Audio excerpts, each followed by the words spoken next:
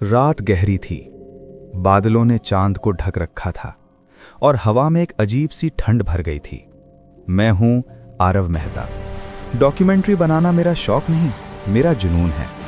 और आज मैं एक ऐसी जगह पर आया था जहां लोग जाने से भी डरते हैं।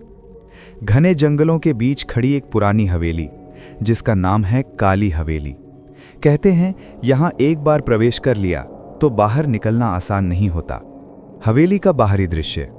जंगल के बीचों बीच में जब उस हवेली के पास पहुंचा तो लगा जैसे कोई मुझ पर नजर रखे हुए है। टूटी दीवारें, बिखरी खिड़कियां, अंधेरा इतना कि जैसे कोई बड़ी छाया सामने खड़ी हो।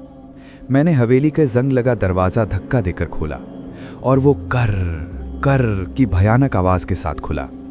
अंदर से एक ठंडी हवा का झोंका आया जो सीधा मेरी हड्डियों तक उतर गया। हवेली के अंदर सन्नाटा था। मेरे कदमों की आवाज दीवारों से टकराकर लौट रही थी। मैंने टॉर्च ऑन की और दीवारों पर टंगे पुराने चित्रों पर रोशनी पड़ी। हर चित्र की आंखें मुझ पर जमी थीं, जैसे वे जिंदा हों। अचानक किसी ने बहुत धीरे से मेरे कान के पास कहा, आरव। मैं पलटा, लेकिन वहां कोई नहीं था। मेरी सांस अटक गई। मैंने कैमरा ऑन किया ही था कि स्क्रीन पर एक लाइन चमकी, टर्न बैक, वापस लौट जाओ। मेरे हाथ कांप गए। तभी मेरे सामने ही तहखाने का दरवाजा अपने आप खड़ खड़ करता हुआ खुलने लगा। मैं जानता था मुझे वहां नहीं जाना चाहिए, पर जैसे कोई अदृश्य ताकत मुझे नीचे की ओर खींच रही थी। तहखाने की सीढ़ियां इतनी अंधेरी थी कि पैरों की आवाज भी डरी हुई लग रही थी। जब मैं नीचे पहुंचा तो देखा कमरा बिल्कुल सूना था। बीच में बस एक टूटा हुआ लकड़ी का झूला जो बिना हवा के हिल रहा था। उसके पास एक पुरानी डायरी पड़ी थी। मैंने उसे उठाया। पहले पन्ने पर लिखा था, अगर ये पढ़ रहे हो तो तुम अब अकेले नहीं हो। दूसरे पन्ने पर, यहां कोई है जो तुम्हें बाहर नहीं जाने देगा। तीसरे पन्ने पर, भागो।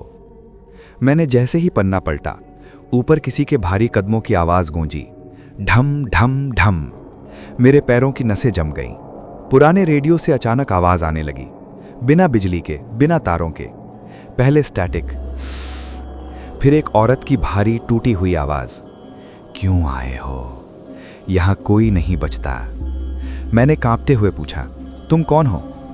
रेडियो अचानक बंद हो गया और उसी पल ऊपर की मंजिल से एक कर्कश औरत की हंसी गूंजी। उस हंसी ने मेरे पैरों को पत्थर कर दिया। हिम्मत करके मैं ऊपर गया। लंबी अंधेरी गैलरी के आखिर में एक कमरा था जिस पर बड़े अक्षरों में लिखा था, इस दरवाजे को मत खोलो। लेकिन दरवाजा अंदर से धीरे धीरे हिल रहा था, जैसे कोई अंदर खड़ा मेरे इंतजार में हो। मैंने कांपते हाथों से दरवाजा खोला।